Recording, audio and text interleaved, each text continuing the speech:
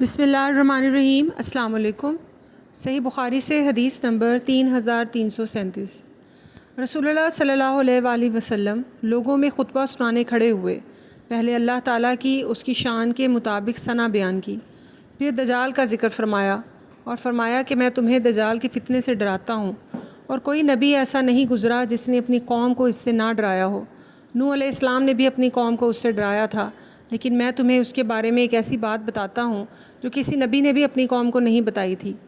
تمہیں معلوم ہونا چاہیے کہ دجال کانا ہوگا، اور اللہ تعالیٰ اس عیب سے پاک ہے۔ صحیح بخاری سے حدیث نمبر 3338۔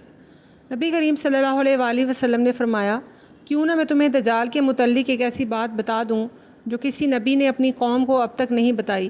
وہ کانا ہوگا اور جنت اور جہنم جیسی چیز لائے گا، بس جسے وہ جنت کہے گا در حقیقت وہی دوزخ ہوگی، اور میں تمہیں اس کے فتنے سے اسی طرح ڈراتا ہوں جیسے نوح علیہ السلام نے اپنی قوم کو ڈرایا تھا۔